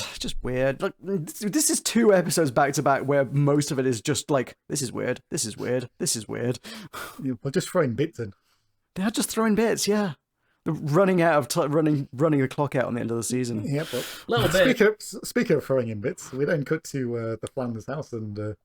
Oh wait, no, it's not the Flanders house. It's Bevan Lovejoy's house, isn't it? Yeah. Where Bevan Lovejoy is just having a random poker night. And, with Miss Hoover and Hibbert. Dr. Hibbert, who reveals that Marge has webbed feet, which horrifies everybody. Webbed toes. news. They're basically just gossiping about Marge. Mm. We then cut to the actual Flanders home, and Ned tells Marge, we all have our run-ins with the law. We then cut to Flanders' flashback, which is where he was Are mistaken. you Ed Flanders? No, I'm Ned Flanders. My mistake. This is prompted Flanders All right. to start wearing a name tag that just says, I'm Ned. Hi, I'm Ned. Marge goes to use the bathroom, and Marge reassures Flanders she will go spy on Marge. Good And lord, this. we then get Jesus. the creepy moment of Marge staring through 2 holes in the wall. There's got to be something in the Bible about putting a fucking peephole in your bathroom. A little bit. Marge, after washing her hands, goes to straighten up a picture, and we just hear Marge yell out the sign that says, God bless this house, say, just wash your hands and get out. Yeah, why? She adjusted a crooked photo. What? I almost feel like the intent... Like, The implication was that she was going to steal the picture or something. No, I read it as Maud intentionally hung the picture crooked so she could see if Marge would meddle with it. Right, okay. I think it's the kind of point of, it's not a very Christian thing to do, is it? No. Yeah, I guess. I don't know. Like, I don't think they thought this through at all. We then see that It's weird. the trial begins, and we see that the trial... Would kicks this off go with, to trial? It's a fucking shoplifting case. Or at least it wouldn't go to a trial with a jury. It's TV, everything goes to a trial with a jury. This is true. The mayor announced it at a press conference in a stadium. Of course it's going to a trial. Yeah. I mean, yeah, this escalates. She does get accused of shooting JFK in the midst of the trial as well. We'll get that. We then see the blue-haired lawyers asking the jury who they find more attractive, Tom Cruise or Mel Gibson, because he's that confident about Marge's guilt. That he Was can it waste time rating the Hollywood hunks. Mm-hmm. We then see Lionel Hutz is really impressed with this by going, ooh, he's going to win. Ooh, he's gonna win. We then cut to Helen Lovejoy giving her testimony, and she basically accuses Marge of being an alcoholic. Mm-hmm. She also says Marge's husband doesn't earn much. I don't think the Simpsons writers ever thought about how much money Homer earns. You think? Maybe Helen Lovejoy doesn't think 80 grand's a lot of money to earn. Maybe. Maybe. Yeah, maybe collecting all those tithes every week pays great. Yeah, I mean, How Lovejoy's, dare you? How dare you? Reverend Lovejoy's pulling 100k a week over it. That sounds about right for religion. Blue hair lawyer makes it clear that Helen Lovejoy made the drinky motion just in case anyone missed that. We then cut to Professor Frink giving his presentation on how Marge was the shooter on the grassy knoll. As you can see, a puff of blue hair behind the grassy knoll. We then cut to Apu giving his testimony to Lionel Hutz, and Lionel Hutz starts going on about the bourbon, which he becomes more and more infatuated with. Eventually What's thinking that? You want me to drink you? But I'm in the middle of a trial right now. This prompts Lionel Hutz to leave the trial and call David Crosby as his support. His sober In a companion. continuing run of weird bits. David Crosby gives him good advice of taking it a day at a time, and Lionel Hutz declares he loves it. So we see him come back No, in. he says, remember to take it one day at a time, and that I love you. You make it sound like Lionel Hudson is just like, bye, love you. Nice. This was supposedly something of an inside joke because, what's his name? Phil Hartman apparently did one of Crosby, Stills and Nash album covers. Oh, right. Yeah, that's a weird connection there that, like, who the fuck is going to know that? Well, it makes slightly more sense. It's just like, this is a very weird reference. It makes more sense than as is, yeah, for sure, yeah. Lionel Hutz goes back into the trial and asks Apu if he's ever forgotten anything, and Apu says nope, he remembers pi to the 40,000 digit, which is 1. Also correct. They got a scientist from NASA to double check that. They contacted someone at NASA and said, "Can you give us the 40,000th digit of pi?" He instead printed out pi to 40,000 digits and sent them the whole lot. So they can do that, but not figure out that a nuclear technician earns $88,000 a year. Correct. Yes. Yeah. Fuck me. Lionel Hutz asks Apu to tell him what kind of tie he's wearing, and Apu names it exactly right. We then see Lionel Hutz go into a complete struggle as he tries to get his tie off, as he's buying for time. But This is good though. Couldn't the jury see what Lionel Hutz is doing? Because he turns away from Apu, so couldn't everyone else see what he's doing? I think that's the joke. Yes. He turns around and reveals he's not wearing a tie at all, and Apu and the jury are suitably shocked by this. We then see that the tie is clearly hanging out of Lionel Hutz's sleeve. The impact that this weird little performance has almost feels like the way that's playing out is that that's going to get Marge acquitted, but no. We then see that Lionel Hutz is at the Simpsons for dinner, confident that he's going to get Marge off. This gets Bart to declare he wants to be a lawyer just like Lionel Hutz, and Lionel Hutz says that America needs more lawyers. Can you imagine a world without lawyers? And we go into Lionel Hutz's mind and we see everybody in the happy ring around the roses, happy peace. You will have seen this in a meme, undeniably, by this point, yes. Yeah. This, of course, prompts Lionel Hutz to shudder. We then go back to the trial, and Lionel Hutz is giving his closing statement, and it's then pointed out to him he's not actually wearing any pants, and we see that he's butt-ass naked. It's so fucking weird. Yeah. David Crosby, who was at the trial, for some reason is incredibly disappointed. They animated David Crosby there, but I guess didn't get him to do a second line for the episode. He didn't need to do one. He just needed to shake his head and be disappointed. Fair enough. Lionel Hutz tries to get a mistrial, but he can't actually pronounce what he wants. I vote for a wrong trial thingy. A bad court thingy. Do you mean a mistrial? And I love these, these are lines that, I think have kind of made its way into my vocabulary. It's I'm the law-talking guy. The law-talking guy. Let's see that the jury come back in, and the verdict is passed to Schneider, and Schneider points out that it's written on a cocktail napkin. Still says guilty. It still says guilty. Guilty is spelled wrong. We then see that Lionel Hutz is just hiding behind the desk and just goes... We then see that the real verdict is read out, and it's guilty, and Marge is sentenced to 30 days in jail. We then see that the next case is the National Council of Churches versus Lionel Hutz, and we see several religious figures looking quite that. We then see Marge is bidding farewell to the family, and but Bart has plans to bring her out, and we get a Bart fantasy of him dressed as a woman seducing the warden. What the actual fuck is wrong with the Simpsons writers, guys? Seriously, why does this keep happening? I think it's just sort of in the 90s, cross-dressing is inherently funny. Also, wardens can't notice a 10-year-old child. He's 10! Yeah. I don't think anyone's right necessarily specifically considering the age. It's just cross-dressing funny. I guess. It's just fucking weird. Homer then declares to Marge that he's going to miss her, and it's not just that he's going to miss the sex, it's also the food preparation.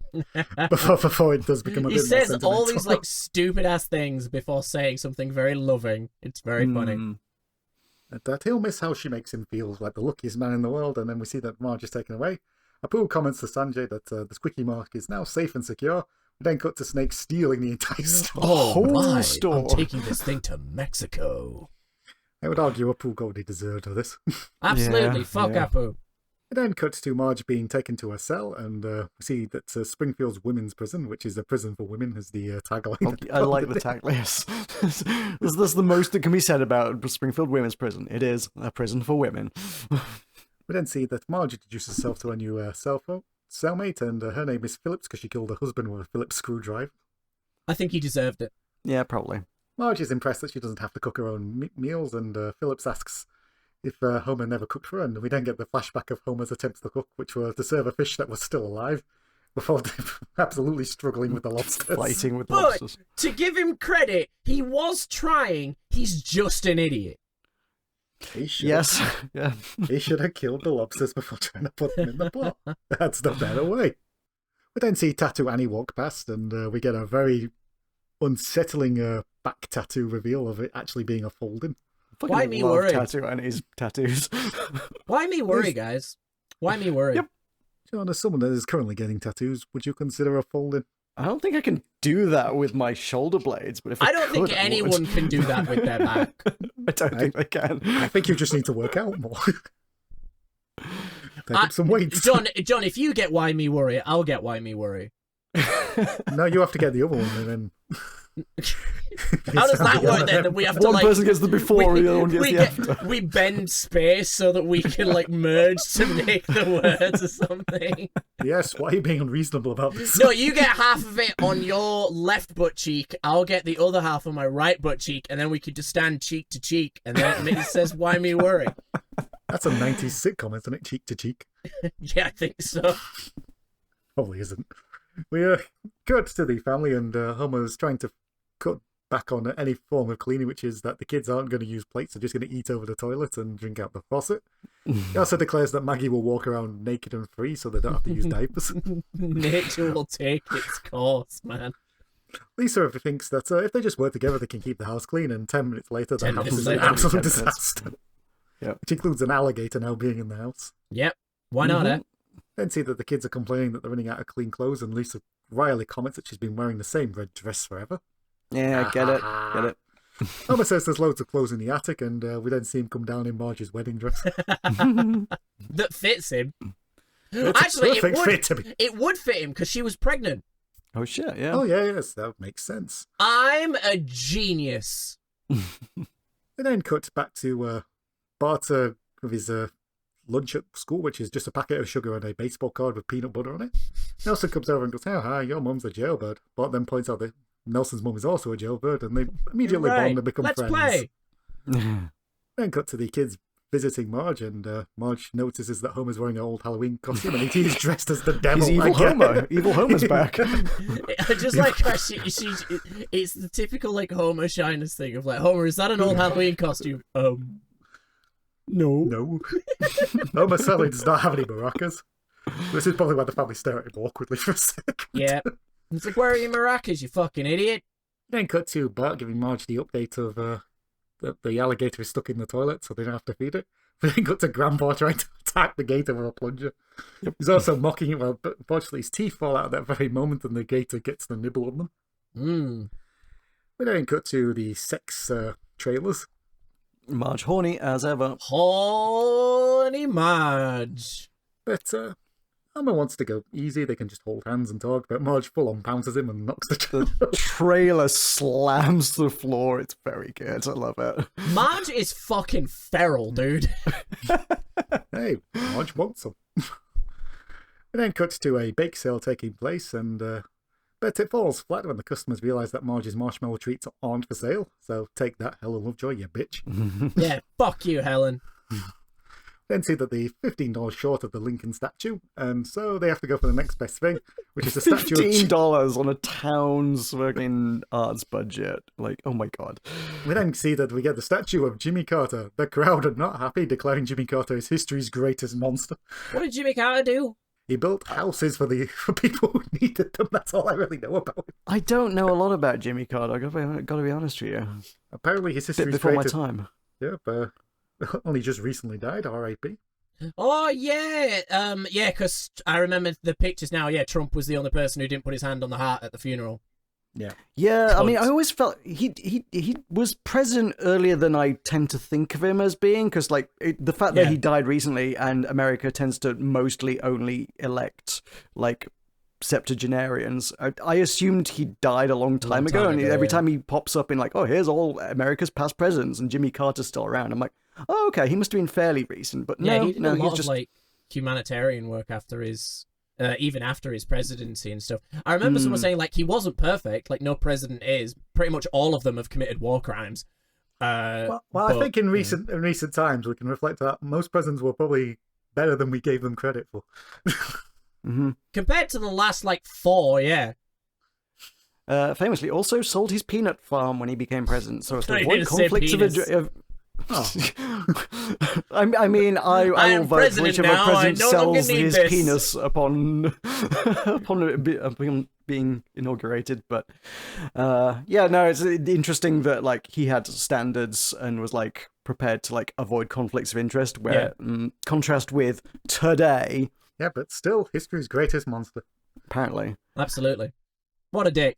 A full riot breaks out, including using the Jimmy Carter statue to break into shops. We then see that the town is absolutely on fire, and we then see Chief Wiggum say, "Release the dogs." Lou observes that they look quite mad, and Chief Wiggum reveals this is because he's been taunting them all day and singing off key. What a dick. Unsurprisingly, the dogs immediately attack him. And Mardy, you judgmental prick, finally says, "This would not have happened if Marge was here." I like that. Yeah. Just all the town going to complete shit because one of the main characters left for a bit. Yep. Karma, bitch. We then see that Marge has been released, and she says goodbye to her cellmate. Her cellmate says men are pigs, but she's got a good feeling about a new one. We then cut to Barney outside, and Phillips reveals that he's introduced himself as Homer working at the nuclear power plant. Marge says nothing, which is probably for the best. So fucking... It's that this weirdly animated, or not even animated, because it is just like a static image, and Marge is still like making like concerned noises, but they just don't animate it. It's just weird. She makes the Marge noise. She makes the Marge noise, but like her face is just like unmoving. Then see Marge come home to a crowd of people waiting to greet her, and Ellen Lovejoy says she will now use her gossip for good instead of evil. You are the Reverend's wife. You should not be doing anything for evil. That's true. Yeah, Quimby then reveals they've got Marge a gift, which is the Jimmy Carter statue, which now has Marge's hairstyle. And yeah, instead of Malaise for forever, Malaise forever has been changed to Marge forever. Yeah. Marge awkwardly says it's beautiful as everyone sleeps. Yeah, I mean, on the inscription, Jimmy Carter gave a famous speech. Famous speech? Speech. Let me try saying words again. Famous speech. Yes. Thank you.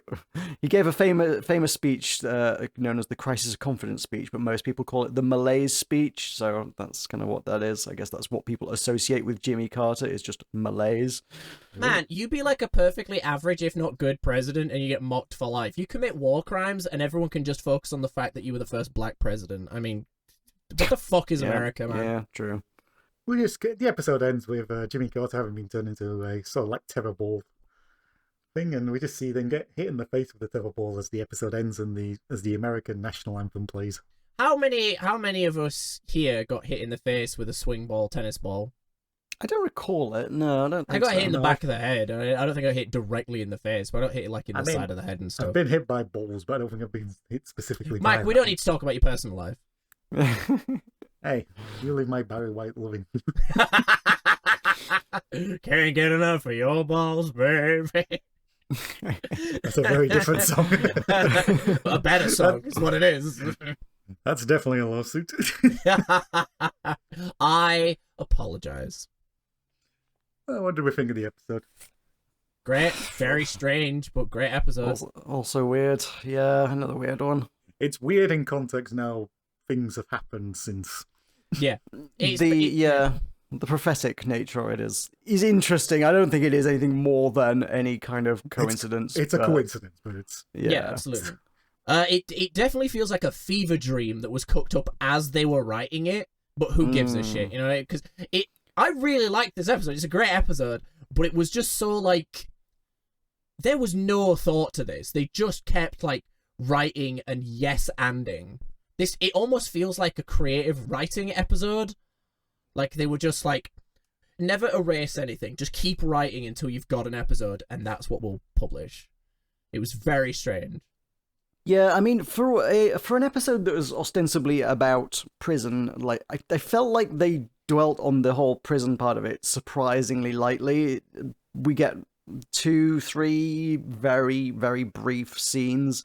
We get Phillips head screwdriver, didn't your husband cook for you, Tattoo Annie, the sex trailer, and then Marge is out. And that's it. That was prison for Marge. That's the entirety of it. Yeah, and I mean, I guess there was originally more of it, because apparently they did quite a lot of research into women's prisons, and the original episode was supposed to be more realistic, and they didn't like it being realistic, so they replaced a lot of footage. They said they did a lot of research into women's prisons. What they did is read a lot of porn set in women's prisons. Jesus. And then totally said they definitely did research. Fine. We believe whatever you will, you're never going to prove either way. So morally, I win. Fine. That was an argument. Was it? Or was it just me being weird? Well, no weirder than the episode. Hey, I live to please. Yeah, I mean, I say I had this on VHS, so a lot of it's like, yep. I know these plot points. I know these plot beats. I remember this. I know this. And obviously we rehashed a lot of the events of this in 2020 as well, so, you know. We've lived this. Yeah. There's a comment on the sort of the predictions. Bill Oakley said it's mainly just coincidence that the episodes are so old that history repeats itself. Yeah, I think that's very true. Out of homers, gentlemen.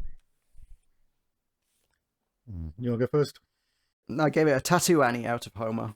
What a coincidence, because I gave it a Mad Magazine fold-in out of Homer. What me worry?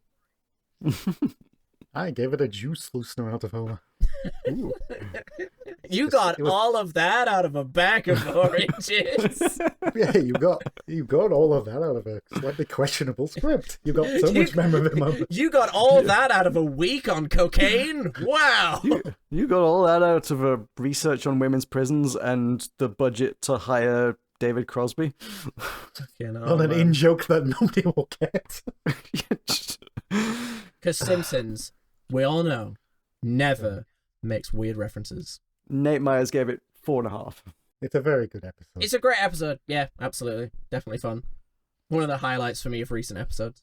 Was there anything whatsoever to say about society? People like a scandal, so everyone wants to jump in and be involved in whatever way they can, then it blows up in their faces. The end.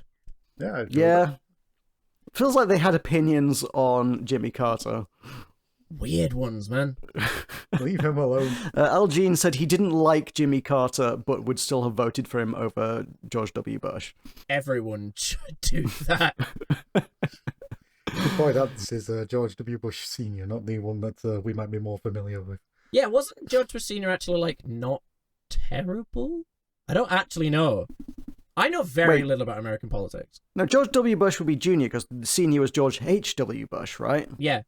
Yeah. I'm going to have to dig out the bloody quote. Yeah, he said George W. Bush, as in, like, junior. This was a commentary from a 2004 DVD, so it was he was talking about it in the context of W was in the White House at the time when he said this. Oh, right, okay. Sorry, I thought he meant who was opposing. Like, who was he Jimmy against, Carter, yeah. Which may have been George Bush, it may not have been. I apologise, I don't know 70s American politics that well. Yeah, I'm, again, so once you get sort of back to my childhood, I'm a little rusty on the order of American presidents. I feel like HW was he would have been 90s, right? He would have been, because he was referenced in some of the first seasons of The Simpsons. I have no clue. Let's move on, shall we? George H.W. Bush was 89 to 93. Okay, that's fine. He has just left office to make way for Bill Clinton. Bill Clinton, that's your man. Cool. I guess that's us. Are we done? We're done. We're done. Sell some things. MeUndies. Matt, what you got? Yo, I am on a stream every Tuesday and Sundays with Alzarath. Go to twitch.tv/Alzarath, where we're currently playing Divinity Original Sin 2 right now. It's really fun. It's one of my favorite games of all time, and I'm on it. And you should go follow him because he's probably my favorite streamer. We also do All for Arnold, which Michael was recently on. I promise I will do more than 2 episodes this year because John fucking made fun of me and it made me feel really bad. So we'll get more done, I guess. Fucking hell. I've heard good things about Raw Deal from your dad specifically. Have you still not watched this? That sounded so weird. I've heard good things from your dad. Yeah, so have you seriously not done this episode yet? No, we haven't. Yeah, we do 2 episodes a year. The new episodes. All right. So the new, hopefully Raw Deal will be coming out soon. I will record it, I swear. I'm fucking tired all the time, guys. Leave me alone. But yeah, go to Spotify and check out All for Arnold. It's a podcast where we watch all of Arnold Schwarzenegger's movies in order of release. It has been very, very fun. We had Michael on recently. The next episode is probably just going to be me and John. And then it is the one, the only, The Predator, it's not The Predator, it's just Predator, which I'm incredibly, incredibly excited to talk about. Sweet. Cool. Michael, got anything? Yep, you can find me at a Blue Sky or Button Mash Horse. I am on the X, but I won't bother plugging it because we're not that kind of podcast anymore. If you want to go back to listen to any Mole Man in the Morning episodes, we are on YouTube. And if you want to go beyond the middle of Season 4, which is back to the old days of Season 1, Season 2, and Season 3, you can find us on Spotify and I believe on, is it Apple? Yeah, we're on Apple Podcasts. Yeah, it's up there. Apple Podcasts. Search Mole Man in the Morning. We should come up. Oh, you've done all the plugs I was going to do. All right. Okay. Do them again. Make sure they know. Okay. Don't forget to like and subscribe on the YouTube. Follow us on the Spotify. Follow us on the Apple Podcasts. Follow me on Blue Sky. I am Maroka on Blue Sky. Maroka.bsky.social. There is no podcast official account on Blue Sky yet. I might do one day. I don't know, but I might just promote it myself because, like, do I need to split people across 2 accounts? No, just follow me. I post things. Follow my posts. If you want the podcast post, you get my posts as well. That's the deal. Don't follow me. Leave me alone. Okay, fine. We are giving mixed messages here. No, just don't follow me. Leave me alone. And follow John. My YouTube account still exists, youtube.com/buttonmash. There's still no new videos on it. There may never be new videos again, but go watch all the old ones. Who My knows? last video on my fucking YouTube channel was me giving 5 alternative monsters that are better than Rajang in Monster Hunter. So there you go. If you're into Monster Hunter, go watch that. It's hilarious. I think it's a great video. Cool. I'm not going to tell you where to find it. You just hope. Just hope, guys. Just search YouTube for 5 monsters that are better than whatever you just said. Yeah, hang on. I don't know monster names. Cool. Well, all that remains is for us to thank you for joining us today for a relatively, for us, a short and sweet episode, which I like. Makes my editing work easier. And we'll see you with the end. We're finally at the end of Season 4 and the start of Season 5 next time. We're going into Season 5. Excellent. Get hype for that. Ooh. I think at least one of them is a banger. Oh, great. Brilliant. I'm so glad I came on this podcast, guys. We've got Homer's Barbershop Quartet. We have got Homer's fucking Barbershop Quartet coming. Come watch all of Simpsons, Matt. I'm sure there's at least one episode you'll like. You like the Homer's Barbershop Quartet. I know you do. Yes, I do. It's a great episode. There we go. Goodbye! Cool. Bye. Bye, everybody.